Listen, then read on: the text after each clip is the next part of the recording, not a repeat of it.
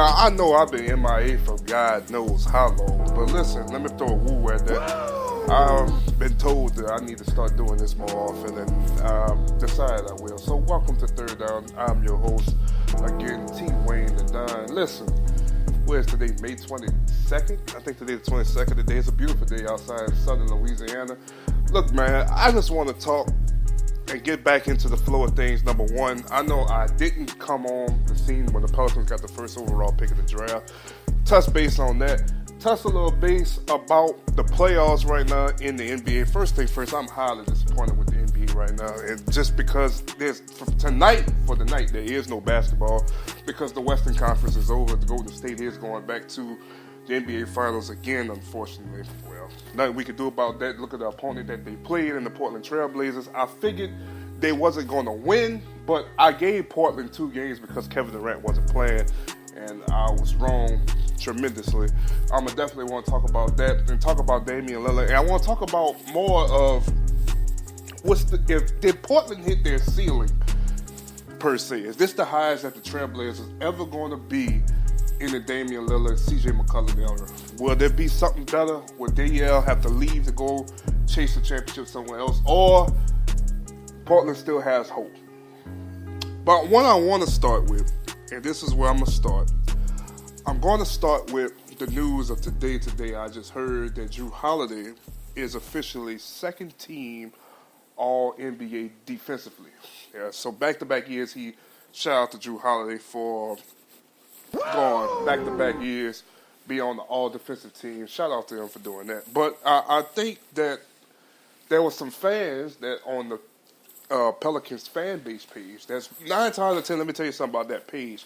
They are normally spot on when it comes down to news, anything related with the Pels, and even sometimes even related with the Saints as well. They are normally 9 times out of 10 spot on, so I got to give them that. A lot of fans was on the page, and they were saying how does Eric Bledsoe get over Jrue Holiday? This is the politics, guys. And I think we got to stop being so biased about our players and our teams because of the fact of the matter is Jrue Holiday was blessed enough to be second team All-NBA because guess what? His team didn't make the playoffs this year. His team got the first pick in the draft this year. And, we got to call it like it is. And as much as I don't want to bash what New Orleans is doing right now, but at the end of the day, they did not make the playoffs. They was at home. They was watching from the sidelines.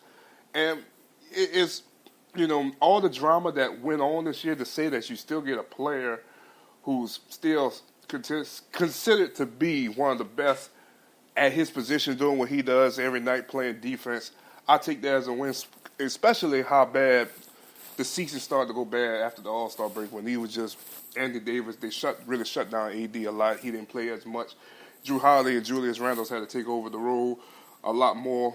And you didn't want to, that's your investment.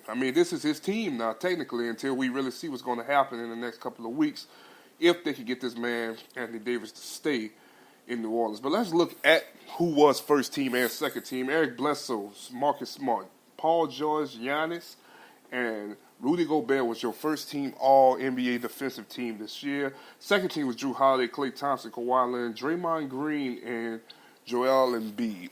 Again, everybody, all 10 guys, 9 out of 10 guys on this list went to the playoffs this year. Jrue Holiday is the only guy who made a list who was not in the playoffs this year. So the NBA knows how great of a defensive player he is. Because one thing about the NBA compared to the NFL, I feel like it's a more what can you do for me marketing league.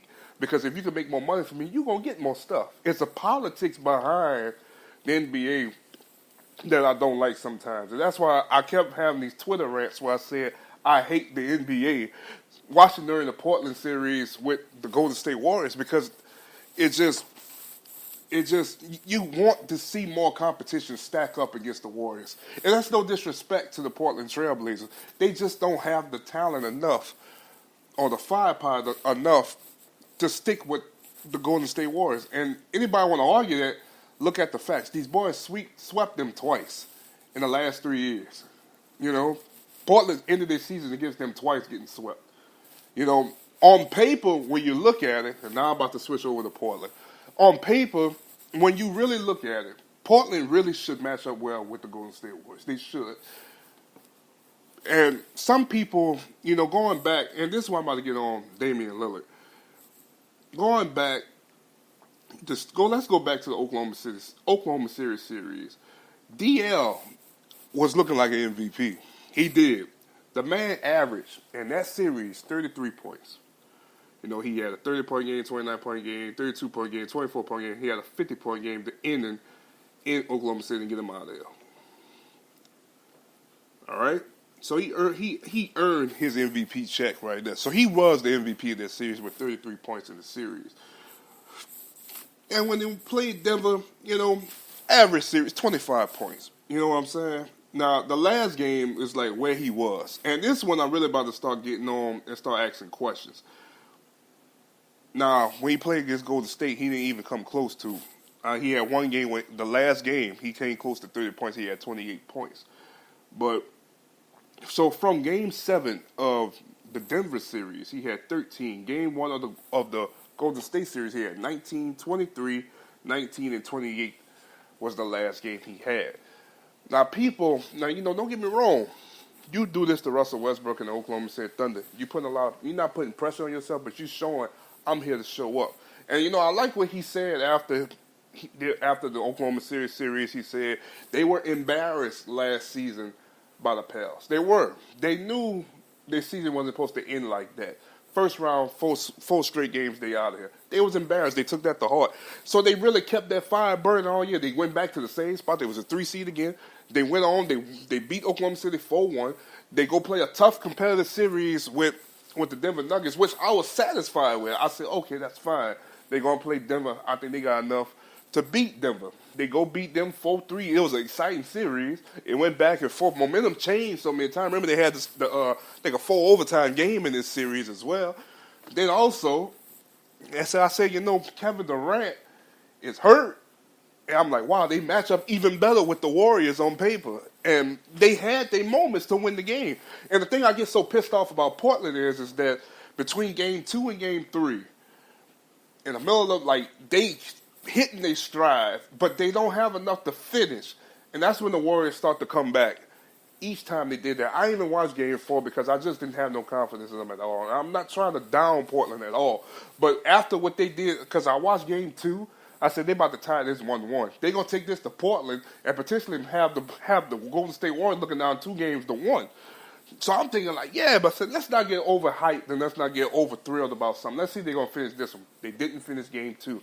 They go to Game 3. I said, okay, at least if they get 2-1 and still have that momentum going into Game 4, they can split this 2-2. They lost the lead again, and here come the Warriors 3-0. I said, I'm not even going to waste my time watching them for the 4th game, which I heard it still was an exciting game, but it wasn't enough. They still missed the 3. Golden State going back to the finals for the 5th straight year. So here's my question to you guys when it comes down to Portland. Is this the highest that this franchise is going to hit under the era of a Damian Lillard and C.J. McCollum? Now, not trying to disrespect these cats at all, but once again, the NBA, and I think Charles Barkley said this about New Orleans a few days ago when he made a comment about how the NBA is almost killing these small market teams. Everything has to be big. It has to be big because it's making a lot more money for the league. The NBA is in this big era right now where they're trying to push the Lakers, the Clippers, Chicago, Brooklyn, Miami, Houston, New York. You see New York almost crying when they didn't get the number 1 pick in the draft. You see what I'm saying? When they're trying to push these bigger markets that's going to make the league more money. Boston, another one as well. The smaller markets like New Orleans, San Antonio, Portland, Indiana, guys like that who make money for the league, but not as much as the bigger markets, there's nothing you can really do for them. And Portland, how much people can you really attract to come to Portland? How many people you can really get to attract to come to Portland to play with Damian Lillard and C.J. McCollum? Some people might not want to play out there because of the area. Utah's another one. It's the area. Maybe some people don't want to be out that far out west. It's the area. What they got to do in Portland, I guess. Some people might think of it like that. Some people might really want to go play with them, but they might not have the cap space. They might not have the money to afford to get some of these bigger free. They don't have the money to afford to get Kevin Durant. They don't. They don't have the money to get LeBron James to come to Portland. They don't. Small market, unfortunately. But continue to build in the draft.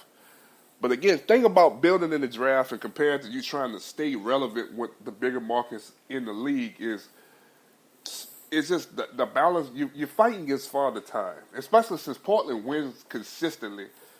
They're not going to get no stellar star person top 5, top 10 in the draft. They're always going to be in the back half of the draft. So this is my question. How much longer can they work with the C.J. McCollum and Damian Lillard era? You know, to be honest with you, when LaMarcus Aldridge left to go to San Antonio, I said, damn, I think this team had a chance right then and there to really make a hit if they added one more person. Remember they had LaMarcus Aldridge, Wesley Matthews, Nick Batum. Then Damian Lillard was really like the new face, and he was working well with these guys. And I'm trying to think of who else was on that team at the time. But this team was working. Remember he hit the game winner against Houston to go to the second round? You know, the sky was the limit for these guys at one point in time. And then like everybody just vanished and left. So what's the next key to get Portland to get to the NBA Finals? Because to me personally, I think this was their year to hit it because I think the Western Conference is going to be just as hard next year.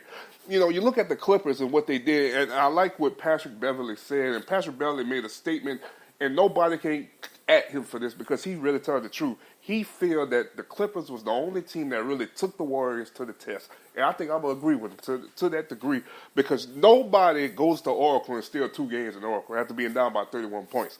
Nobody does that. So, you know, give that to Patrick Beverley because he deserved that. No superstar player.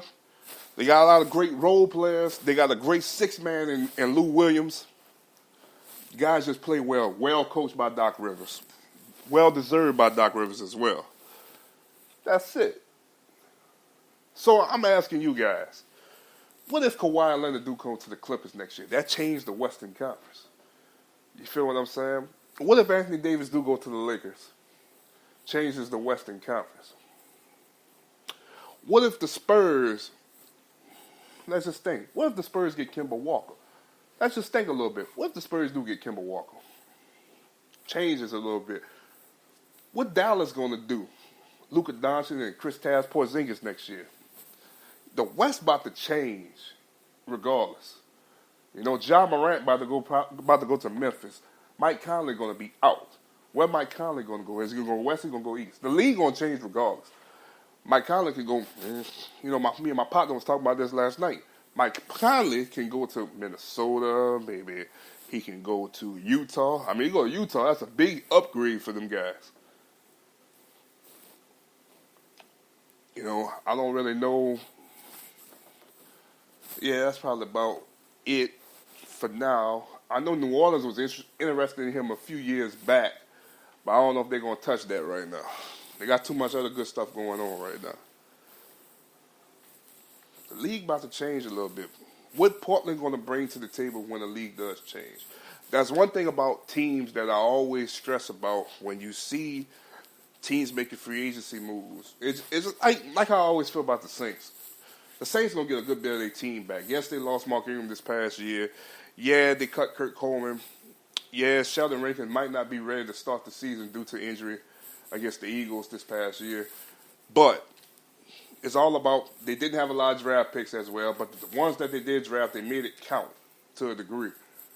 It's all about what can you add, because other teams just did their homework this year. Look what the Cardinals did in the draft. I mean, they kind of set up to be successful for the next couple of years. You see what Atlanta did going with the offensive line. You see what Carolina did getting more pieces for Cam. You see what, actually, and then I also like what Carolina did. They wound up getting Will Greer as well. You get where I'm going with this. Now Tampa Bay released Gerald McCoy and signed Ndamukong Suh for a cheaper deal. Gerald McCoy might be a Saint soon. He will be a Saint soon. Speak that to existence as though it's were. Because I believe he's going to sign with New Orleans. I think he will, just to get back at Tampa Bay. And just to the fact that he's good friends with Drew Brees. I think he will sign with New Orleans. You get what I'm saying? So,